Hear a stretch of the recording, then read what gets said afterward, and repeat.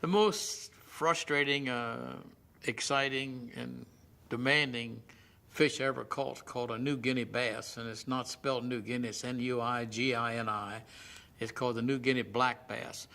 And I spent 5 weeks in Australia in '87. We did some television shows and fishing all over the place with a guy named Rod Harrison, the leading writer down there.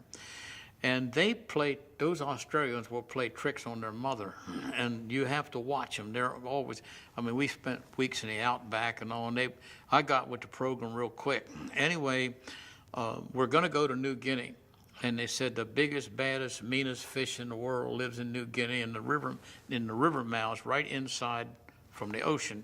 It's called a New Guinea bass, and they said it is the most ferocious thing, and actually it's in the same family as the Cubera snapper and Lujanus family, and it has sharp canine dog teeth in it, and they claimed it hid under bushes and all, fall down in the river, and it darts out and grabs something and grabs back, and said if you can keep it out of the tree for 2 minutes, it gives up, but it's really a furious 2 minutes.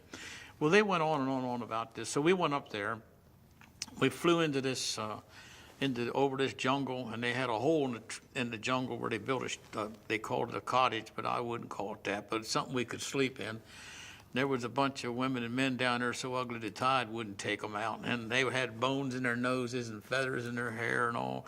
And I thought, I don't know if this is the right place or not. Anyway, we landed.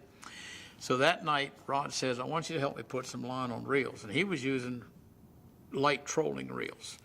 And one was 40-pound and one was 60-pound. And I helped him put this on. I thought he was playing a joke on me, tell me how ferocious they were.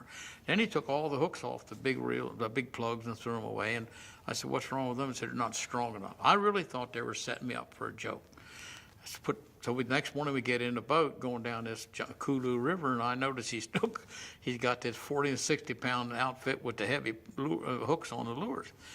I only got 20-pound tests with them. And I had a sailfish rod, which I thought was going to be more than adequate. Well, we get to the first tree, and Rod says, okay, they pulled up, and Dean Butler, who's now a famous fisherman, was a kid then, and he was running the motor, a 20-foot boat. He pulls up, he puts it in neutral, and Rod said, have a go. I said, no. I said, you have a go. He said, no, you have a go. I said, I ain't going till you go, because now I was beginning to think maybe they were telling the truth. So Rod gets up, and he's one of the strongest people I've ever met. He took his pliers and locked a star drag down, threw this big lure near this tree, and this green thing came out and grabbed it. And he yelled to Dean, hit it, Dean. And Dean turned, put the motor in reverse, and they're trying to drag this fish out of this tree with the motor, with the line snapped like a rifle shot. Well, I'm getting that 20-pound stuff off my fly line so fast you can't believe it. I went right straight to 40-pound with a piece of 50-pound shot. Well, to get to the next tree, that sunken tree, and I'm not quite ready, so Rod makes another cast with 50-pound. Well, this fish ran back in a tree, and we could not break 50-pound. We had to find to cut it. We're now at the third tree, and I'm ready. I ain't never been such prepared for a fish in my life. I got a number 13 line. I got a sailfish rod. I got a 40-pound test leader right straight up to a 50-piece pound to a big deceiver about that long. So Dean pulls up, puts the motor neutral, and I threw the fly in there, and this fish came out, and I set the hook, and I said, hit it, Dean. And I clamped down, and this fish just burned a white fixing groove right across. I could not hold the fish. Got me back in the tree, finally got out of that, couldn't get the fly back, retied, went to the next tree. And by now I'd learned, and when I threw it, Dean's got it in neutral again, and I threw the fly in, this big green thing ran out. When I set the hook, I wrapped the line twice around the fly reel.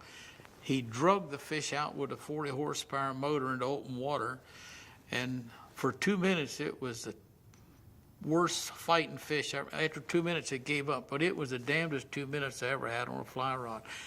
The biggest fish I caught was only 38 pound, and I think only about 10 or 12 people have caught them on flies to date. But and they call it a river Rambo, which is a real good name for it. But it really is the strongest fish I've ever caught.